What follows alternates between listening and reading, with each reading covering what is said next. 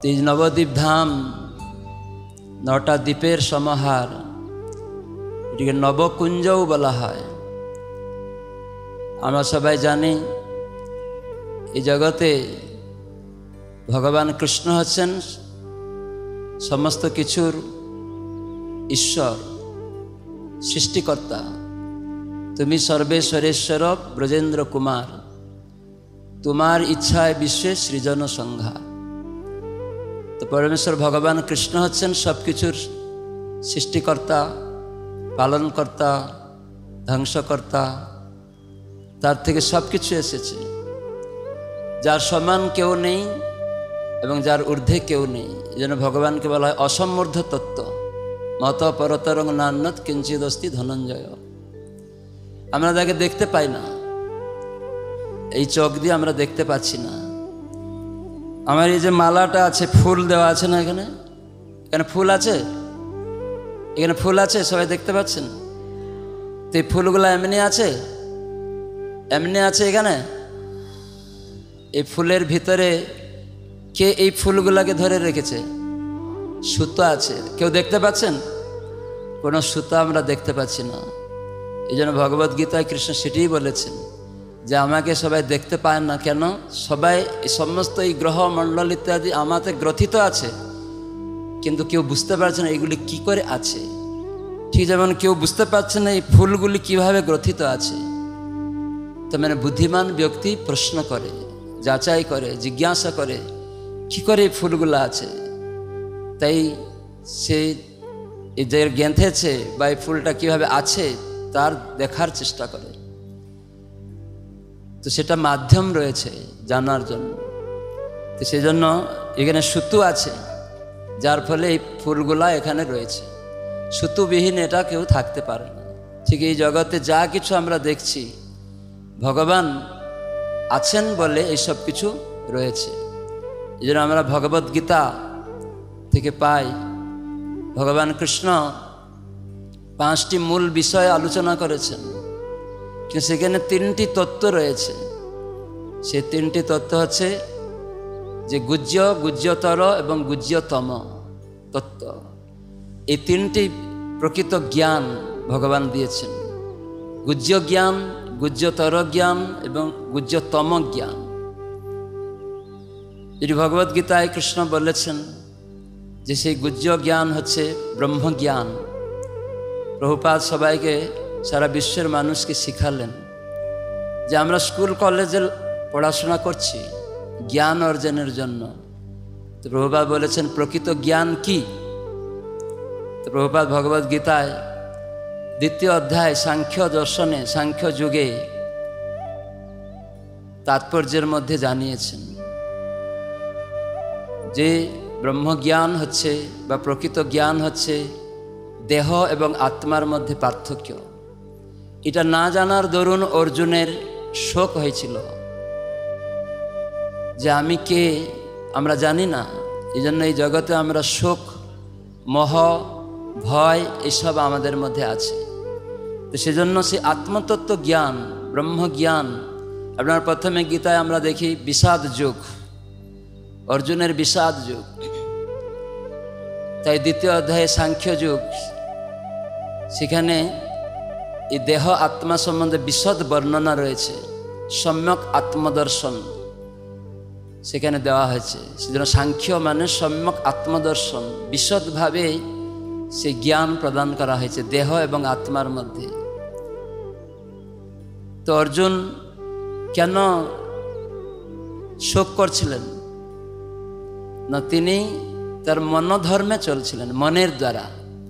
আজকাল আমরা সবাই মনের দ্বারা চলি, দেহকে কেন্দ্র করে চলি, সমাজকে কেন্দ্র করে চলি।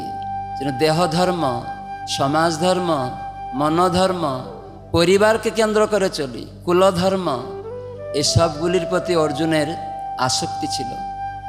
যার ফলস্বরূপ ভগবান কৃষ্ণ যুদ্ধভূমিতে কুরুক্ষেত্র রণাঙ্গনে অর্জুন সব জানতে চাইলেন এই যুদ্ধভূমিতে কারা আছে।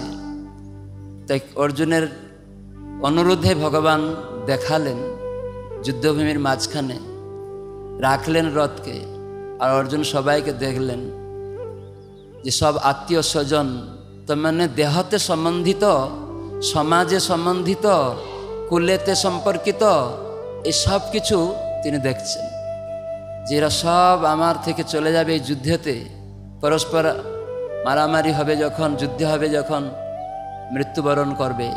সেজন্য উনি এই যে দেহধর্ম, মনোধর্ম, কুলধর্ম, দেশধর্ম, সমাজ ধর্মের প্রতি আসক্তি হেতু অর্জুনের বিষাদ হয়ে গেল, কর্তব্য বিমূঢ় হয়ে গেলেন। যুদ্ধভূমিতে গিয়ে কি করণীয় অকরণীয় বুঝতে পারছেন না, তাই জন্য কৃষ্ণের কাছে শরণাগতি হয়েছিলেন। এই ভগবদ্গীতা আমাদের শরণাগতি শিখায়।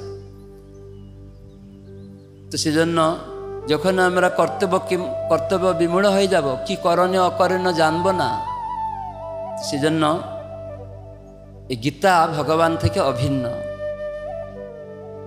সমস্ত বৈদিক উপনিষদের সারাতিসার। এই জন্য ভগবদ্গীতার আরেকটা নাম হচ্ছে গীতোপনিষদ।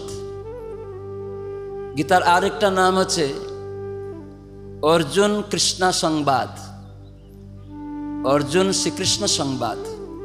সেজন্য অর্জুন শরণাগতি করেছেন ভগবানের কাছে কর্তব্য বিমূঢ় হয়ে। তাই ভগবান তাকে শরণাগতি শিখালেন, তাকে এই দেহাত্ম বুদ্ধি থেকে মুক্ত করানোর জন্য আত্মজ্ঞান দিলেন, দেহ এবং আত্মার মধ্যে পার্থক্য জানালেন। কেন আমরা দেহ এবং আত্মার মধ্যে যে পার্থক্য না জানি, তাহলে আমরা শোকাগ্রস্ত হব, মোহগ্রস্ত এবং ভয়ের উদ্রেক হবে। শোক, মোহ, ভয়। কেন মানুষ শোক করে না? কোনো কিছুতে মোহ থাকার ফলে।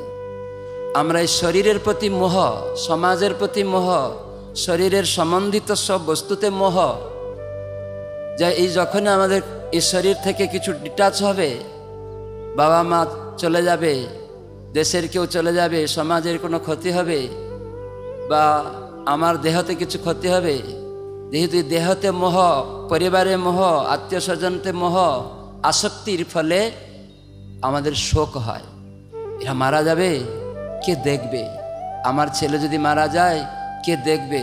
যখন করোনা আসছে, সবাই কেউ অর্ধেক লোক মারা যাচ্ছে, দেখছে ছেলের করোনা হয়ে গেছে হসপিটাল, তখন হা হুতাশ করছে বাবা মা, কী হবে, আমার বৃদ্ধ হয়ে গেছে, কে দেখবে?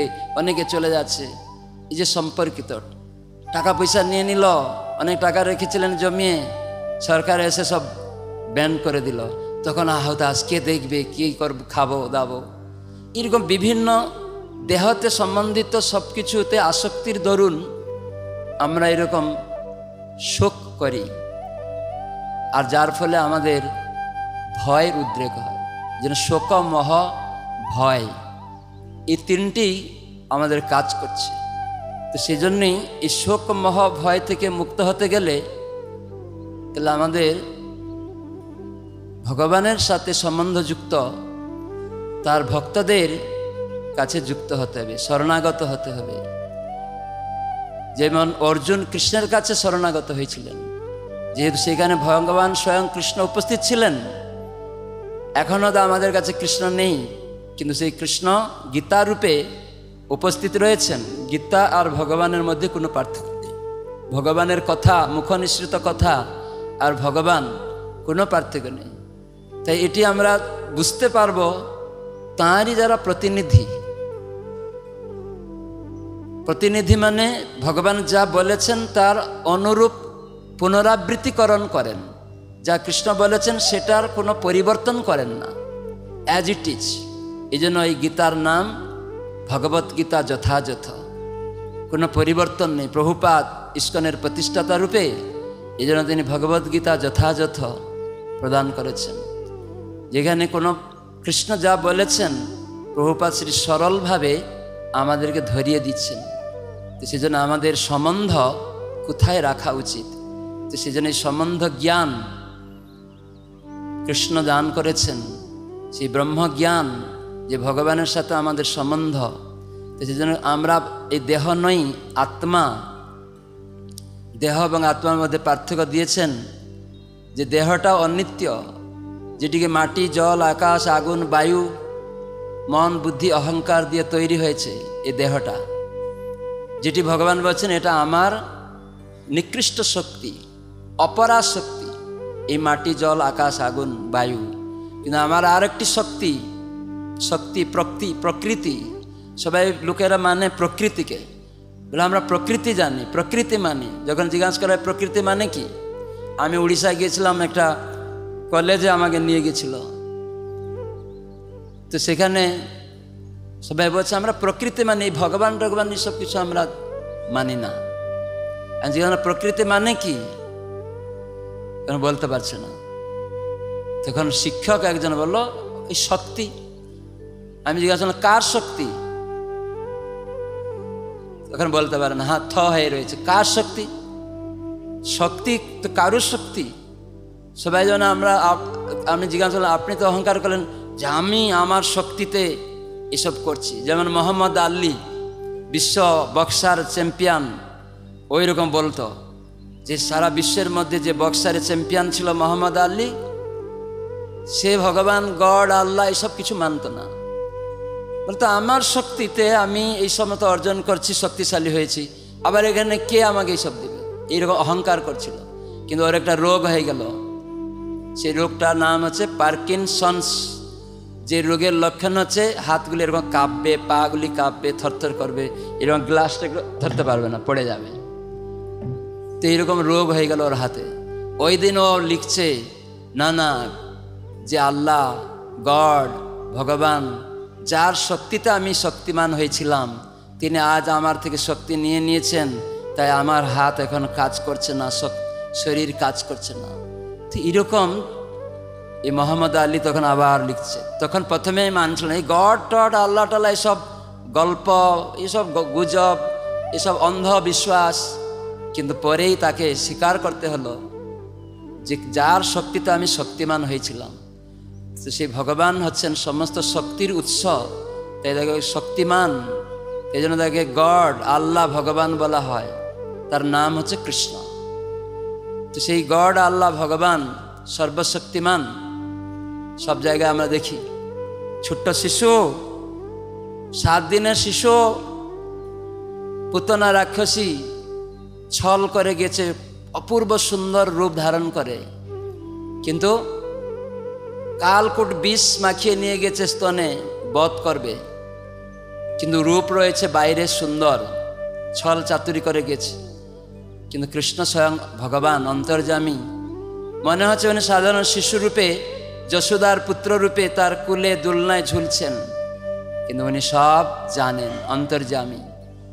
শিশু হলেও তাকে ভোট দিয়ে বা তপস্যা করে ভগবান এই শব্দটা নিতে হয় না, তিনি সবসময় ভগবান। ভক্ত চায় আমার পুত্ররূপে আসো, তাই ভগবান এসেছেন পুত্ররূপে, যশোদার পুত্ররূপে, যশোদানন্দন, নন্দনন্দন। তাই সেখানে স্তন গ্রহণ করেই পুতনারকে উদ্ধার করে দিলেন। দেখুন কিরকম শক্তিশালী। 7 দিনের শিশু সে কালকুট বিষ পান করে পুতনাকে মুক্ত করছেন, যে পুতনা মাতৃবৎ স্থান দিতে এসেছে, কি না আমি মা, তুমি আমার স্তন গ্রহণ করো। আর ভগবান সকলের প্রতি করুণাময়, তিনি সবাইকে কৃপা প্রদান করেন, শত্রুকে পর্যন্ত। তাকে মারতে এসেছে, তাকে কৃপা করছেন। এরকম কোনো জগতে দেখা যায়? আমাদেরকে মারতে এসে তাকে করুণা করেছে? তো কৃষ্ণ এরকমই, তিনি 7 দিনের শিশু হলেও তাকে স্তন গ্রহণ করে গোলক বৃন্দাবনে, তাকে শুধু যে মুক্তি দিলেন তা নয়, তাকে একদম গোলক বৃন্দাবনে, বৈকুণ্ঠেও নয়, যেখানে ভগবানের নিজস্ব ধাম গোলক বৃন্দাবন, সেখানে পাঠিয়ে দিলেন। মাতৃবৎ তাকে স্থান দিলেন। আমরা দেখছি কিভাবে তৃণাবত অসুর, শকটাসুর, তারপরে এই যে অঘাসুর, বকাসুর, তারা সবাই এসেছে কৃষ্ণকে বধ করার জন্য। ছোট শিশু, কিন্তু তারা বিরাট বিরাট রূপ, শক্তিশালী হয়ে এসেছে, কিন্তু এক নিমিষের মধ্যে তাদের সব দেহত্যাগ হয়েছে।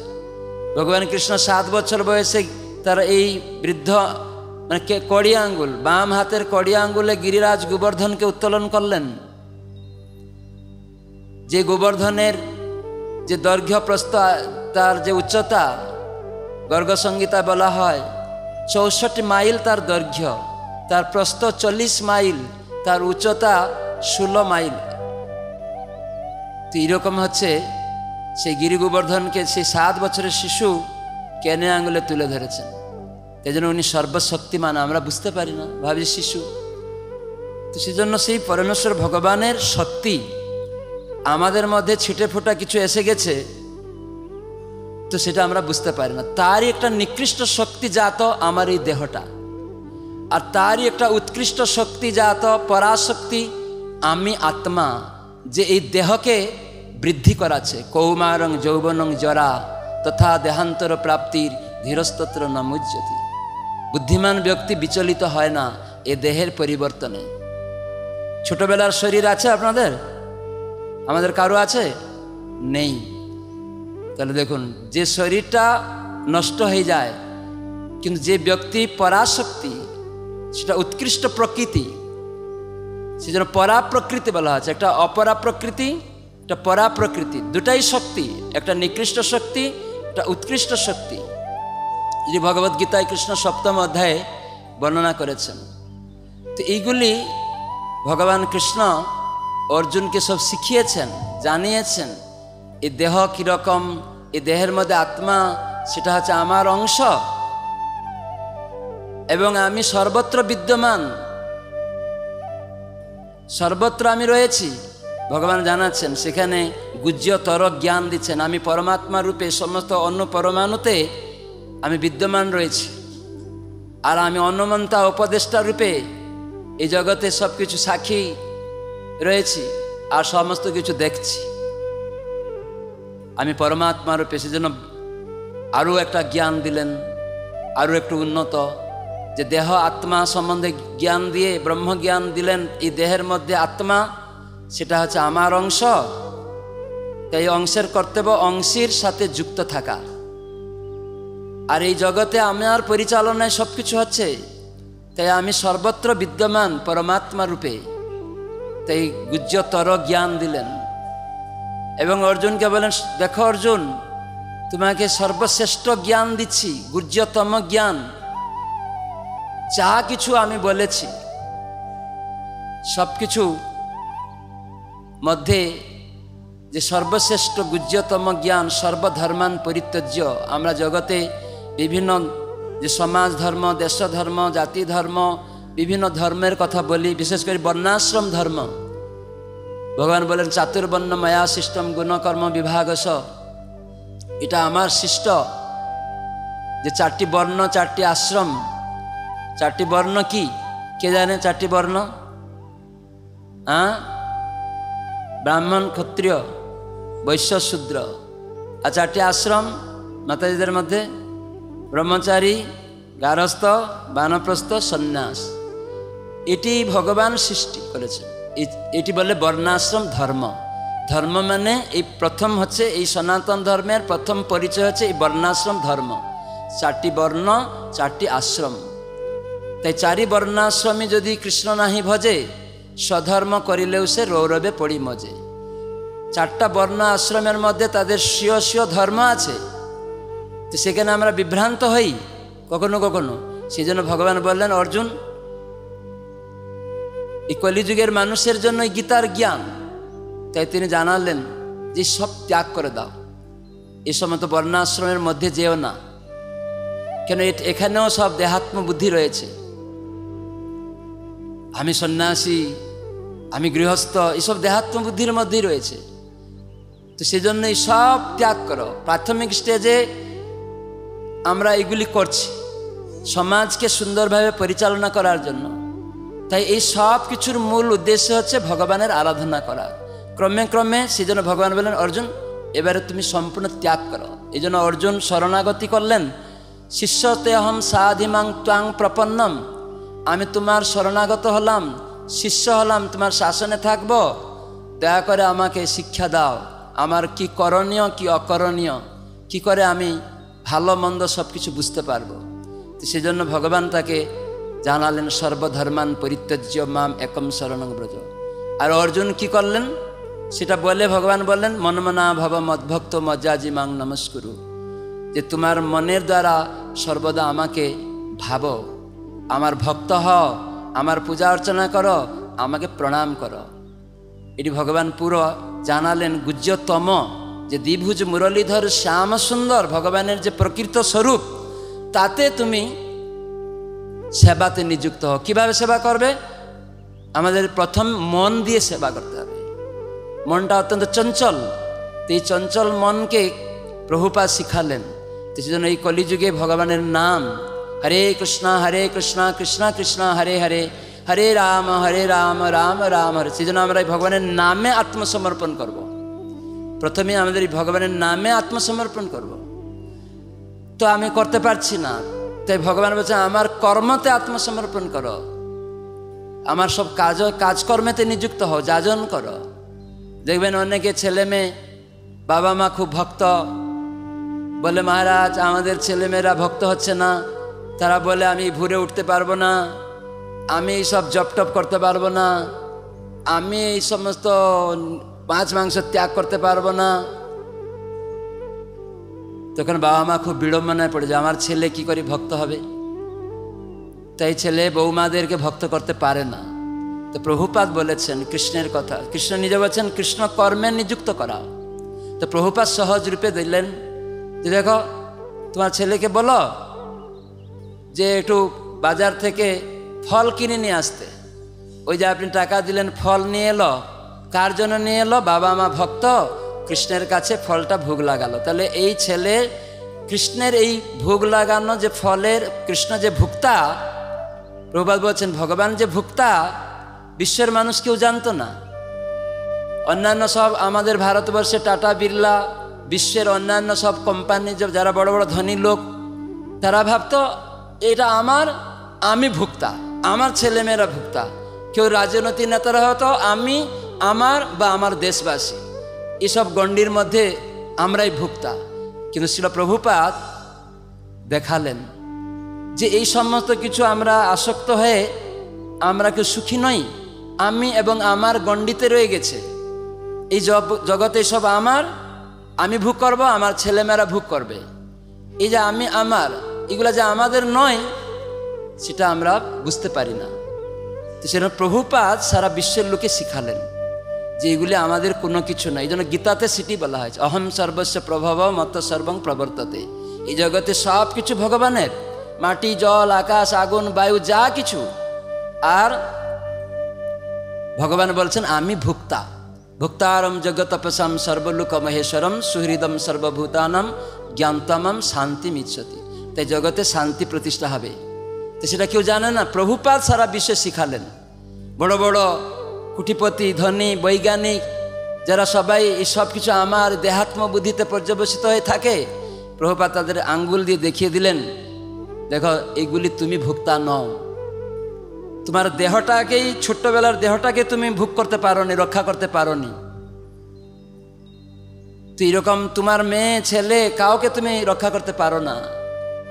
তোমার সামনেই তুমি ভাবছিলে এটা আমার বাবা সম্পত্তি, এটা দিয়েছিলেন, এটা অতএব আমার হয়ে গেল।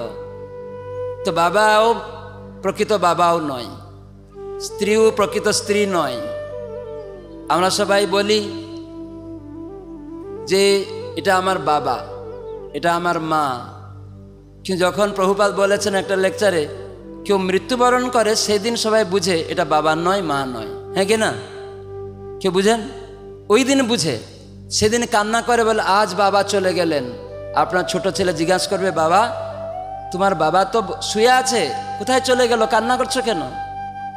তাহলে যাকে বাবা বলেছিলেন, যাকে মা বলেছিলেন, যাকে প্রধানমন্ত্রী বলছিলেন, যাকে রাষ্ট্রপতি বলছিলাম, যাকে বন্ধু বলছিলাম, স্ত্রী বলছিলাম, ছেলে বলছিলাম, আত্মা চলে গেল। ওই প্রকৃত পরাশক্তি ভগবানের, ভগবান বলছেন আমার অংশ সেটি, মমৈবাংশ জীবলোকে জীবভূত সনাতন। সনাতন মানে নিত্য, ভগবান নিত্য, তার অংশ আত্মা আমি নিত্য। সেজন্য এই দেহ অনিত্য। তো এইটা জ্ঞান হয় যেদিন কেউ মারা যায়। তো সেজন্য আমরা সবাই মিথ্যাচারী বলে আমরা বাংলাদেশি, ভারতীয়, বাঙালি, আমি মহিলা, আমি পুরুষ, এই যে জ্ঞান থাকার ফলে আমরা হতাশা, উৎকণ্ঠা, উদ্বেগ, সেজন্য প্রভুপাদ শিখালেন এই দেহাত্ম বুদ্ধি থেকে মুক্ত হতে, আত্মজ্ঞান শিখালেন, যেটি কৃষ্ণ অর্জুনকে এইভাবে শিখিয়ে সব বলেন শরণাগত আমার চরণে। আর অর্জুন সেটা করলেন। কিভাবে করলেন অর্জুন দেখিয়ে দিলেন, সারেন্ডার করে, যে নষ্ট মোহ স্মৃতি লব্ধা তৎপ্রসাদাৎ ময়া অচ্যুত। ভগবান শরণাগত শিখালেন, শরণাগত হও, আত্মসমর্পণ করেছ যখন, তাহলে আমার শরণাগত সব ত্যাগ করে দাও, আর সব ত্যাগ করে আমার সারেন্ডার করো। অর্জুন তাই করলেন, যে আমি এখন বুঝতে পেরেছি আসলে আগে আমার এই দেহতে সম্বন্ধিত ছিল, তো তাই আমি মোহগ্রস্ত ছিলাম, এখন নষ্ট মোহ। স্মৃতি লব্ধ, আমি আমার প্রকৃত স্থিতিতে এসে গেছি। স্মৃতি লব্ধ তৎপ্রসাদাৎ, ভগবান তোমার, হে অচ্যুত, তোমার কৃপায় আমি স্থিতস্মি, মানে আমার স্থিতিটা বুঝতে পেরেছি।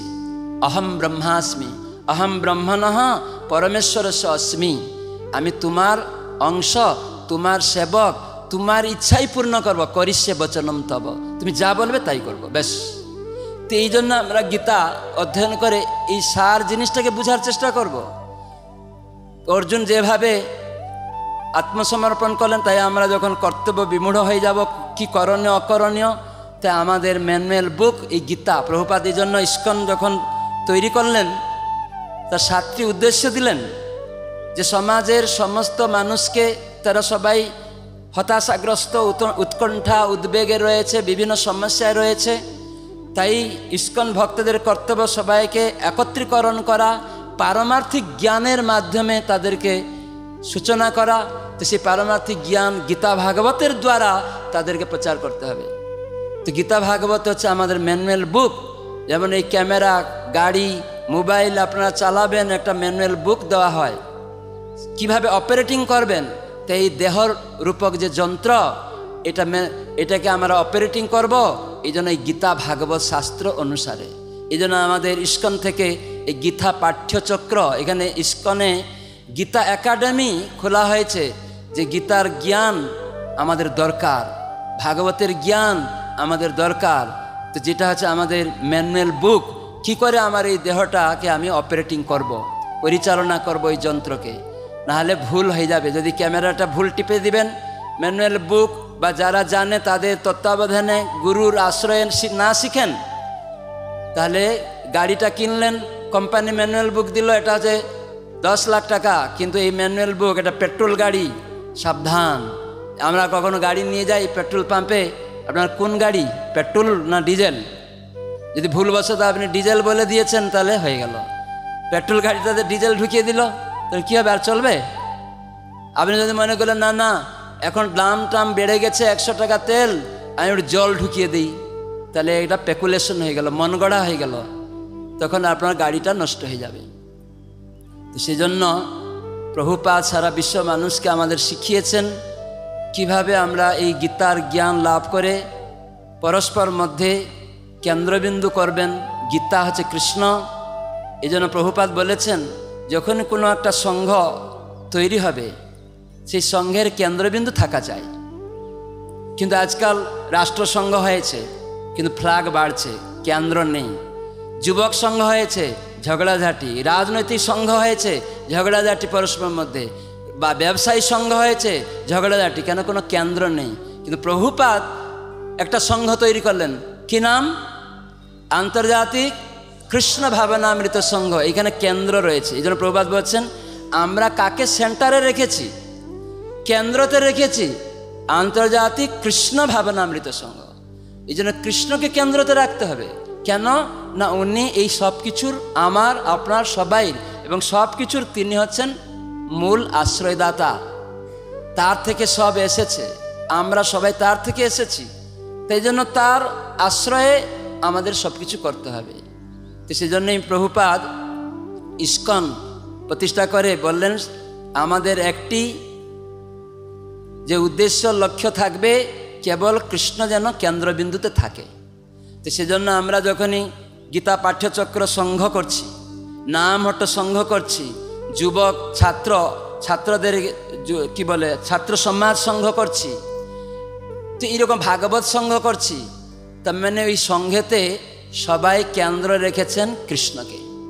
সেই জন্য আপনারা যখন গীতা পাঠ্যচক্র সংঘের মধ্যে যুক্ত হবেন, তো সেখানে যদি কেন্দ্র না থাকে, সেখানে কৃষ্ণই কেন্দ্রবিন্দুতে থাকবে।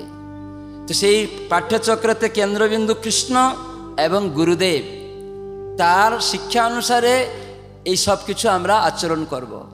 তো সেজন্য এই সংঘকে পরিচালনা করতে গেলে তাহলে আমাদের পরামর্শ করতে হবে, প্রত্যেকের সাথে পরামর্শ করে বসতে হবে যে কিভাবে আমরা এই গীতা পাঠটা করব, সেজন্য পরামর্শ করতে হবে।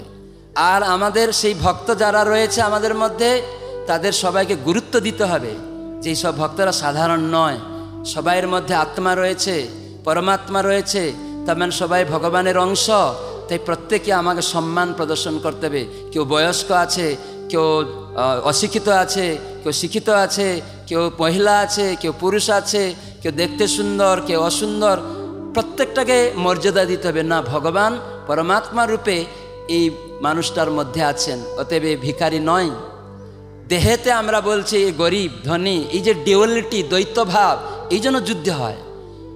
তো সেই জন্য এই দ্বৈত ভাব থেকে মুক্ত হতে গেলে এই জন্য আমাদের প্রভুপাদ বলেছেন যে আমাদের পুণ্যকর্মা নাম, এই দ্বন্দ্ব থেকে মুক্ত হতে গেলে পুণ্যকর্মণ, তার মানে গীতা ভাগবতের আলোচনা করতে হবে। এই গীতা ভাগবতের ভক্তর সঙ্গে আলোচনার মাধ্যমে এই পুণ্যের দ্বারা আমরা সব পাপ থেকে মুক্ত হব, সমস্ত দ্বন্দ্ব থেকে মুক্ত হব, এবং আমি যে কৃষ্ণের দাস, তিনি যে আমার সেবনীয়, তিনি যে আমার পরম প্রভু, তার সেবা করা যে আমার পরম কর্তব্য, সেটি উপলব্ধি হবে। এইভাবেই প্রভুপাদ এই জন্য শিখিয়েছেন। এই জন্য আমাদেরকে ভক্তদেরকে গুরুত্ব দিতে হবে। আর যদি আমরা প্রত্যেক ভক্তদের সাথে ভালোবাসা স্থাপন করতে চাই, সহযোগিতা আশা করি, তাহলে আমাদের কি করা উচিত? কে বলতে পারেন? আপনি, আমি, সবাই যদি আমরা প্রত্যেকে সাথে সহযোগিতা কামনা করি, তাহলে আমাদের কি করণীয়? কে বলতে পারেন? কি করণীয়? কি করলে পরে আমরা পরস্পর মধ্যে যে সহযোগিতা আসবে, কি করলে পরে? হ্যাঁ, যোগাযোগ, অপরকে শ্রদ্ধা করবেন মানে যোগাযোগ করতে হবে, কমিউনিকেট, আদান প্রদান করতে হবে, যোগাযোগ করতে হবে। গুরু মহারাজ তিনি একটা স্লোগান দেন ইংরাজিতে, কমিউনিকেশন ইজ দি কোপারেশন। তার মানে আমরা যদি প্রত্যেকের সাথে যোগাযোগ করব, তাহলে কোপারেশন পাওয়া যাবে, হ্যাঁ কি না? সহযোগিতা আশা করা যায়।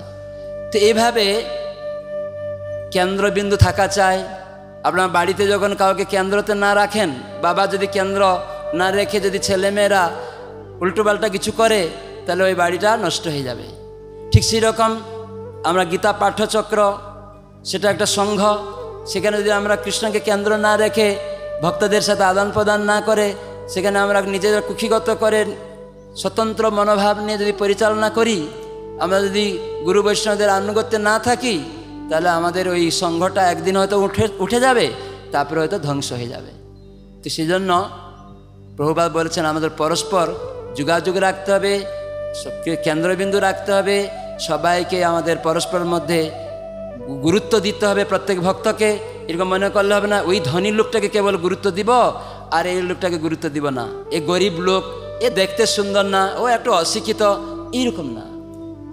ভক্ত আবার যখন কেউ দীক্ষা হয়ে যাবে, তাদের মধ্যে কেউ বয়স্ক আছে, কেউ আবার দীক্ষিত ব্রাহ্মণ দীক্ষিত আছে, বা কেউ সাধারণ শ্রদ্ধাবান আছে, তাদের মধ্যেও এরকম আরোপ করতে হবে গুরুত্ব, মর্যাদা যাতে উল্লঙ্ঘন না হয়, তাতে সবাই সুখী থাকবে। তো এইগুলি সব ঠিক থাকবে যদি আমরা ভগবানের নাম হরে কৃষ্ণ কৃষ্ণ কৃষ্ণ হরে হরে, হরে রাম রাম রাম হরে হরে শুনে শুনে যদি তুলসীর সামনে আমরা জপ করি। যেমন এই গীতা পাঠ্যচক্রে গীতা আলোচনা হয়ে গেল, সেখানে তুলসী আছে, গুরু পরম্পরা আছে, রাধাকৃষ্ণ আছে, কেন্দ্রবিন্দুতে আমরা রেখেছি। কেন এরকম বসা গীতা পাঠ্যচক্র করলেই কোথাও একটা বসে, সেখানে আমরা যেন রাধাকৃষ্ণ, পঞ্চতত্ত্ব, নৃসিংহদেব, পরম্পরা, তুলসী সামনে বসে যখন আমরা একমালা জপ করি, শুনে শুনে একসাথে যদি জপ করা হয়, তাহলে আমাদের কি হবে না, মনোনিবেশ আসবে, ঐক্যতাও বাড়বে। আর এই সব কিছু যে কৃষ্ণই যে কেন্দ্রবিন্দুতে আছেন, সবাইকে যে গুরুত্ব দেওয়া দরকার, পরস্পরের মধ্যে যে পরামর্শ করা দরকার, এইগুলি আদান প্রদান করা দরকার, এগুলি স্বাভাবিকভাবে আমাদের হৃদয়ে জাগ্রত হবে যদি আমরা ভালো করে হরে কৃষ্ণ মহামন্ত্র জপ করি, অনুশীলন, জপের অনুশীলন করি। আর ভক্তদেরকে যদি আমরা পরস্পর তত্ত্বাবধান করি, কেয়ার করি, তাহলে আনন্দ হবে। তখন আমাদের এই সংগঠন আর উন্নত হয়ে উঠবে। তখন এই গীতা যে জ্ঞান সবাই গ্রহণ করছে, তখন সবাই ও কি সুন্দর এখানে পরিবেশটা, খুব ভালো লাগছে। কেন? গীতার মুখ্য আশ্রয় হচ্ছেন কৃষ্ণ, তো সেখানে কৃষ্ণকে কেন্দ্র করে সব হচ্ছে, তখন সবাই আনন্দ করবে। তো আমরা দেখি ভাগবতে একটা সুন্দর শ্লোক আছে এখানে, এবং গীতা, ভগবত গীতার 18টা অধ্যায় আছে। আপনারা জানেন গীতাতে কয়টা অধ্যায় আছে? 18টা অধ্যায় আছে। তো সেই 18টা অধ্যায়ে যে অষ্টাদশ অধ্যায়ে মাহাত্ম্য পদ্মপুরাণে বলা আছে, খুব সুন্দর কথা। পদ্মপুরাণে অষ্টাদশ অধ্যায়ের মাহাত্ম্যতে একটা সুন্দর কথা বলা আছে। তো এখানে শ্রীমদ্ ভাগবতে অষ্টম অধ্যায়ে, দ্বিতীয় স্কন্ধে অষ্টম অধ্যায়ে 6 নম্বর শ্লোকে একটা সুন্দর কথা আছে। ধৌত আত্মা পুরুষ কৃষ্ণ পাদমূলং নমুঞ্চতি মুক্ত সর্ব পরিক্লেশ পান্থ স্বশরণং যথা। এখানে খুব সুন্দর কথা বলা আছে যে ভগবত ভক্তির প্রভাবে যার হৃদয় নির্মল হয়েছে, তো ভগবত ভক্তির প্রভাবে, ভক্তি মানে কৃষ্ণ সেবা, সব ইন্দ্রিয় দিয়ে কৃষ্ণ সেবা। যেমন আমরা গীতা পড়ছেন, গীতা পাঠ্যচক্রে এখানে অনেক রকম সেবা দেওয়া হয়। আপনার দেহেতে যত সব ইন্দ্রিয় আছে সবাইকে সেবা দেওয়া হয়। আমরা শিখাই যে আপনি এখানে এই আসনগুলা বিছাবেন, আপনি ঠাকুর সাজাবেন, আপনি এখানে গীতা নিয়ে আসবেন, আপনি এখানে মালা পরাবেন, আপনি এখানে আরতি করবেন, আপনি যে গীতা পাঠ্যচক্রের যে মাস্টার আছে সেটা পড়াবে, আলোচনা করবে, এবং প্রত্যেককে আবার কিছু কিছু সেবা দেওয়া হয়। তো এটা হচ্ছে সব যাতে ইন্দ্রিয় দিয়ে কৃষ্ণ সেবা করার মাধ্যমে আমাদের হৃদয়টা পবিত্র হবে, সেটাই এখানে বলছেন। ভগবত ভক্তির প্রভাবে যার হৃদয় নির্মল হবে, তার মানে এই ভক্তি শুরু হয় ভগবানের নাম থেকে। হরে কৃষ্ণ কৃষ্ণ কৃষ্ণ হরে হরে, হরে রাম রাম রাম হরে। তাহলে জিহাদৌ অত শ্রীকৃষ্ণ নামাদি ন ভবেত গ্রাহ্যম ইন্দ্রিয়ই। সব ইন্দ্রিয় দিয়ে বুঝতে পারা যাবে না ভগবানকে। ভগবানের নাম, তার গুণ, তার লীলা, তার পরিকর, তার বৈশিষ্ট্য, তার ভক্ত, কিছুই আমরা বুঝতে পারবো না ইন্দ্রিয় দিয়ে, জ্ঞানের দ্বারা। কিন্তু এখানে বলা আছে কেবল ভক্তির দ্বারা হৃদয় নির্মল হলে এটি বোঝা যাবে। তো হৃদয় নির্মল করার পন্থা ভক্তি। তো ভক্তির সূচনা প্রভুপাদ বলছেন হরে কৃষ্ণ মন্ত্র দিয়ে শুরু হয়, যেটি যমরাজ ষষ্ঠ স্কন্ধ ভাগবতে বললেন, ধর্ম মূলহি ভগবান। আর সেখানে বলা আছে ভগবানের নামের দ্বারা এই ধর্ম শুরু হয়, আর যেটি হচ্ছে ভগবত ভক্তি, আর যার দ্বারা এখানে প্রভুপাদ বলছেন হৃদয় নির্মল হয়ে যাবে। সেই ভক্ত কখনো ভগবানের পাদপদ্মকে ত্যাগ করবে না। ওই ভক্ত, যে ভক্ত ভগবানের চরণে আত্মসমর্পণ করেছে, নির্মল হয়েছে হৃদয়, ত্যাগ করবে না। কেন তিনি ত্যাগ করবে না? না, তিনি পরম তৃপ্তি লাভ করেছেন। এটা উদাহরণ দিলেন।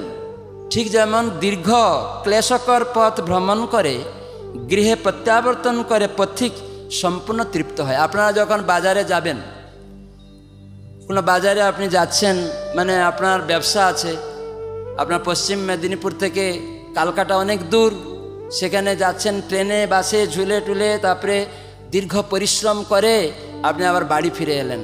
তো ওইগুলাতে কত পরিশ্রম, কত কষ্ট, না খেয়ে দিয়ে কত রকম। বাড়িতে যখন ফিরে এলেন, একটু পান্তা ভাত খেয়ে যখন ঘুমিয়ে বলেন, তখন আরাম, হ্যাঁ কি না? তো পরিষ্কার। তার মানে নিজের বাড়িতে ফিরে এলে।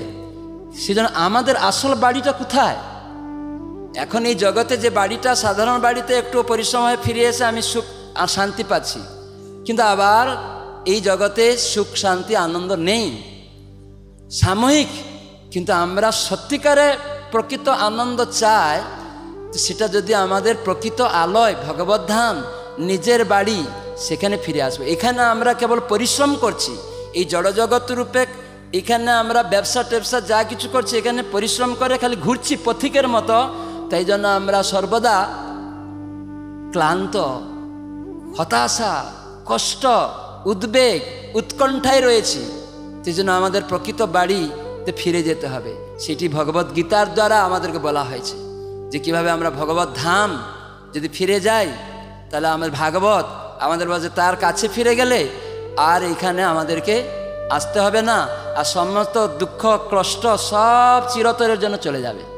সেই জন্য অষ্টাদশ অধ্যায়ের মাহাত্ম্য গীতায় বলা হয়েছে, একবার ইন্দ্র রাজত্ব করেন, স্বর্গরাজ্যের রাজা, সব দেবতাদের নিয়ে এরকম বসেছেন, আর সেখানে নর্তকীরা অপ্সরীরা খুব সুন্দর নাচছে, গান হচ্ছে, বিভিন্ন দেবগণ সব বসে সেই আনন্দ উৎসব করছে।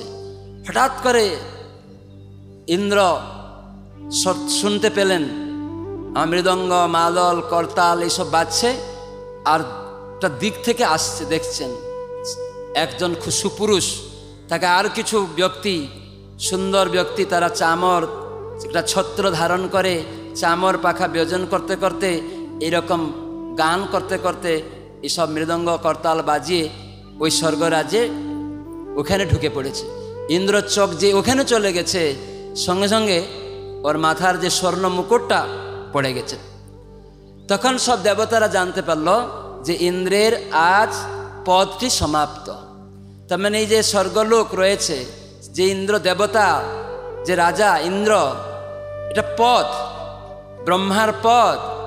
এই সমস্ত দেবদেবী যে আমরা নাম বলছি, কালী, দুর্গা, এসব পদ।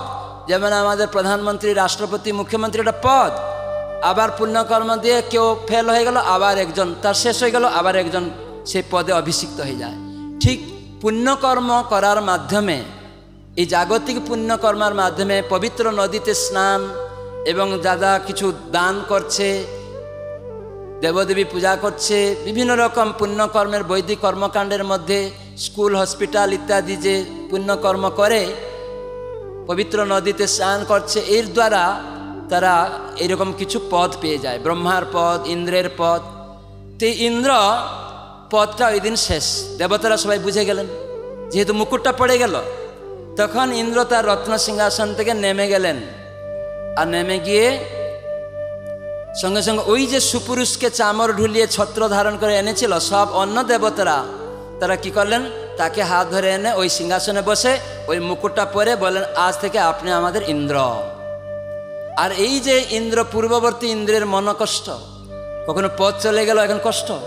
উনি এই ব্রহ্মাণ্ডের ক্ষীর সমুদ্রে ভগবান ক্ষীরোদকসায় বিষ্ণু, পরমাত্মা বিষ্ণু, যিনি এই ব্রহ্মাণ্ডের পরিচালক বিষ্ণু, তিনি ক্ষীর সমুদ্রে শায়িত আছেন।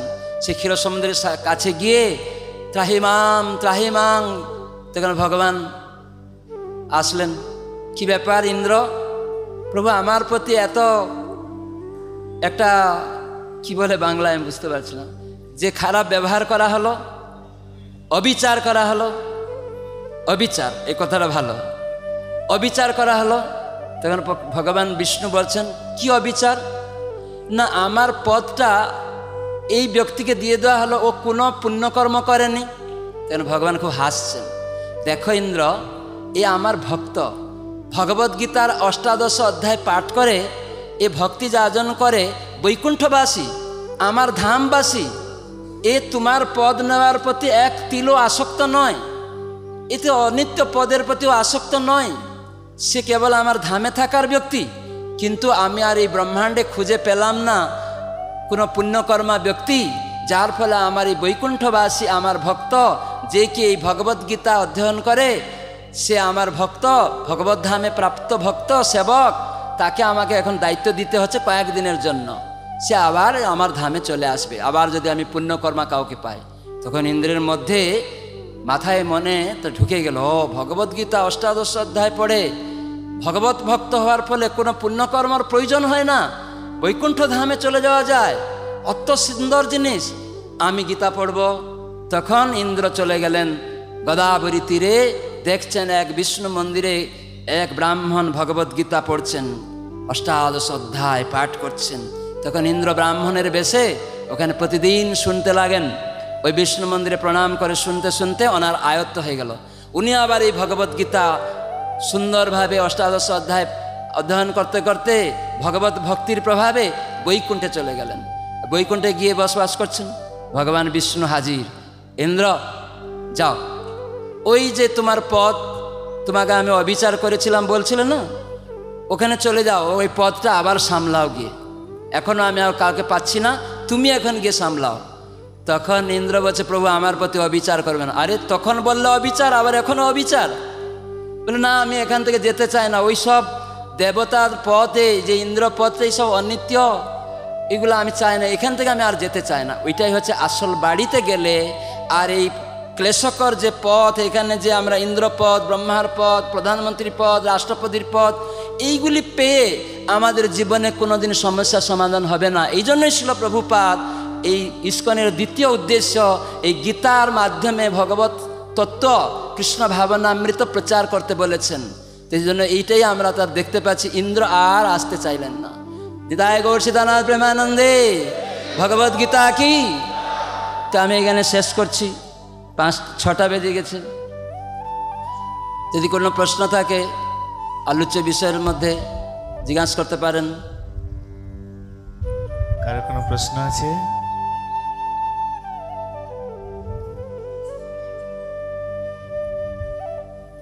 Any question? No question. হাত তুলুন, বলুন হরে কৃষ্ণ হরে কৃষ্ণ হরে কৃষ্ণ কৃষ্ণ কৃষ্ণ হরে হরে, হরে রাম রাম রাম হরে হরে। এই জন্য আপনারা 4টি জিনিস করবেন। প্রশ্ন করেননি, তাই আমি 4টা জিনিস বলে শেষ করব। প্রভুপাদ গীতার 13 অধ্যায়ে বলেছেন 8 থেকে 12 শ্লোকের মধ্যে 4টি জিনিস, আমরা সেটা শর্টে শিখাই। আমাদের নামহট্ট পরিচয় পিছন পাতাতেই ওটা লেখা আছে, ABCD বলে আমরা সেটাকে ঘোষণা করি, অ্যাসোসিয়েশন। এই জন্য এই গীতা ভাগবতের হরিনামের সংঘ, সেখানে কৃষ্ণকে কেন্দ্র করে অ্যাসোসিয়েশন করতে হবে, তার মানে ভক্ত সঙ্গ করতে হবে। সেই ভক্ত সঙ্গে তুলসী থাকবে। এখন ভক্ত কে, কি করে বুঝবেন? না, যে গীতা ভাগবতের অনুশীলন করে, আচরণ করে, সেই মতো জীবনযাপন করে, সে হচ্ছে ভক্ত। শুধু গীতা বলে সে ভক্ত না। আমরা তো জানি বিশ্ব প্রচারক, ধর্ম প্রচারক হয়ে যায় অনেকে, বলে সে গীতা বলেছে, জ্ঞান দিয়েছে, কিন্তু গীতা মুখে বলা হয়, কিন্তু গীতার যে আচার আচরণ করেন না। কিন্তু বিশ্ব প্রচারক নামে আমরা তাদের সম্মান করি হয়তো, কিন্তু গীতা মুখে বলে, কিন্তু গীতার আচরণ করে না। যেখানে কৃষ্ণ বলেছেন যে সমস্ত পাপ থেকে মুক্ত যে ভক্ত কি আছে, যজ্ঞাশিষ্ট সেন সন্ত। আমরা অনেককে বিশ্ব প্রচারক, বিশ্ব সাধু বলে ঘোষণা করে থাকি, বিশ্বের বড় সাধু সন্ত। কিন্তু কে সাধু সন্ত? যদি গীতার কথা বলেন তিনি, কিন্তু গীতায় যে বলা আছে যে যজ্ঞাশিষ্ট সেন সন্ত, তিনি সন্ত, তিনি সাধু, যিনি এই ভগবান যে যজ্ঞ পুরুষ তাকে নিবেদিত প্রসাদ খান। তো যাদের আমরা এরকম বিশ্বের প্রচারক বলি, সনাতন ধর্মের প্রচারক বলি, সেই ব্যক্তি কি গীতার এই কথাটাকে পালন করেছেন? প্রভুপাদ কাছে বম্বেতে একটা পণ্ডিত এসে শিষ্যদের বলছে, আমি প্রভুপাদ সাথে দেখা করব, আমি 700 শ্লোক আমার মুখস্থ, আমি গীতা জানি। প্রভুপাদ কাছে নিয়ে গেছে, বলে আমি 700 শ্লোক জানি। প্রভুপাদ বলেন, আপনি একটা শ্লোক, কোন শ্লোকটা পালন করেন, কিভাবে, সেটা যদি আমাদেরকে বলেন খুব ভালো। বলেন না না, আমি তো খালি বলি। তো এইরকম প্রচারক ভণ্ড প্রচারক, তারা প্রতারক প্রচারক, তারা সনাতন ধর্মের নামে বিশ্ববিখ্যাত হতে পারে, কিন্তু তারা প্রতারণা করে জগতে। সেই জন্য সেই ধরনের আমরা চাই না। সন্ত বলে তাদেরকে সাধু বলে লাল কাপড় পরে আমরা ঘোষণা করে দিলাম আমি সাধু, এই লাল কাপড় পরেছি, কিন্তু আমি প্রসাদ খাই না। সেজন্য গীতায় কৃষ্ণ বলেন, যজ্ঞাশিষ্ট সন সন্ত মুচ্যন্তে সর্বকিল বিষয়। পাপ থেকে মুক্ত সে শান্ত। কি করে পাপ থেকে মুক্ত? না প্রসাদ খায়। এই জন্য এই ABCDর মধ্যে 4টি জিনিস রয়েছে। তার মানে সাধুসঙ্গ করতে হবে। যে সন্তরা এই গীতা ভাগবতের আচরণ করে, সে বাচ্চা শিশু না শিক্ষিত না অশিক্ষিত, ধনী না গরিব, না মহিলা না পুরুষ, এটি বিচার করবেন না। আপনার পাশের বাড়ির ছেলেটা ছোট্ট, কিন্তু ও প্রসাদ খায়, গীতার শ্লোক বলে, হরিনাম করে, মঙ্গলারতি করে, কিন্তু আমি অনেক বিরাট জ্ঞানী গুণী, গীতা বক্তৃতা দেই, কিন্তু গীতা পড়ে টাকা নেই, ভাগবত পড়ে টাকা নেই, কীর্তন করে টাকা নেই, আর নিজের পরিবার পোষণ করে ওই সব টাকা নিয়ে মাছ মাংস খাই, কিন্তু গীতার জ্ঞানটা শুধু এরকমই বলি, তো সেটা প্রতারণা করা হয়, সে গীতা পাঠক নয়। সেজন্য এইরকম ভক্ত বাচ্চা হলেও তার সঙ্গ করবেন।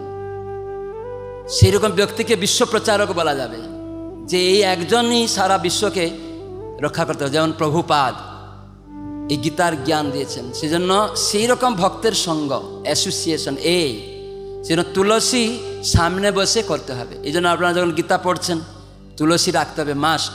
প্রত্যেকটা অনুষ্ঠানে তুলসী থাকতে হবে, যে কোনো অনুষ্ঠানে। কেন তুলসী আমাদের গৌড়ীয় বৈষ্ণব মহাপ্রভু নিজে বলেছেন, তুলসী যদি আমি না দেখি তাহলে আমার, যেমন মাছ জলে না থাকলে যেন ছটপট করে, আমি ওইরকম ছটপট ছটপট করি তুলসী যদি না দেখি। এই জন্য মহাপ্রভু যখন জপ করতেন তুলসীর সামনে। এই জন্য আমাদের মন্দিরে যখনই জপ করা হয় তুলসীর, ভাগবত পড়া হয় তুলসী, নগর কীর্তন হয় তুলসী। এই জন্য তুলসী বৈষ্ণবী। ভগবান চারটা স্থানে থাকেন সর্বদা, তুলসী, গঙ্গা, বৈষ্ণব আর ভাগবত। এই জন্য ভক্ত সঙ্গ করতে হবে এরকমভাবে। আর বুকস রিডিং, যেমন গীতা, ভাগবত।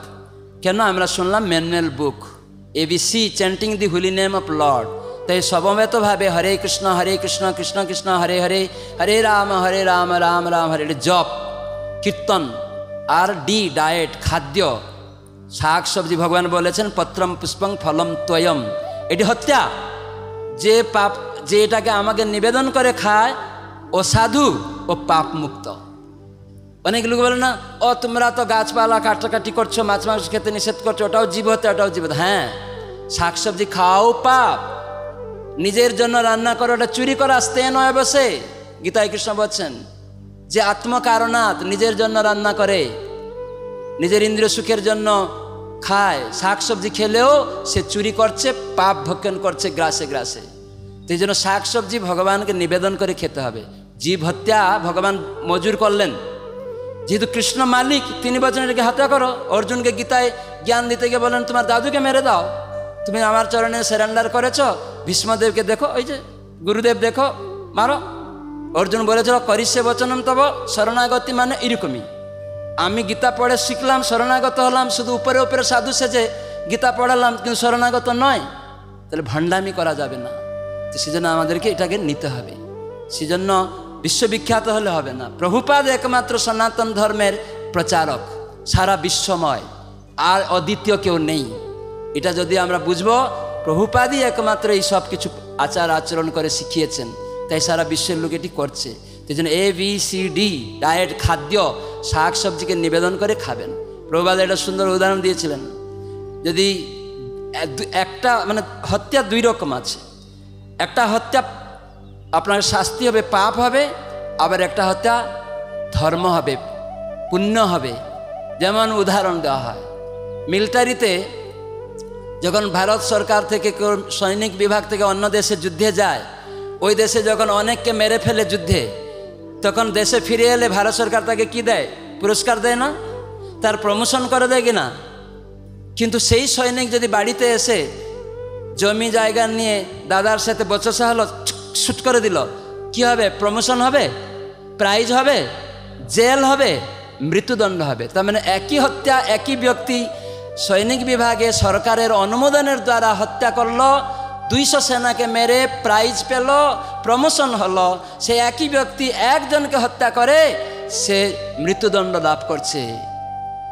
তাহলে দেখুন, তো সেই জন্য আমাদেরকে এটি বুঝতে হবে, হত্যা একই, কিন্তু কিভাবে করবেন। এই জন্য কৃষ্ণ বলেছেন মারো, মেরে দাও, কোনো অসুবিধা নেই। কেন? তিনি সৃষ্টিকর্তা, তিনি চান একে হত্যা করব না করব।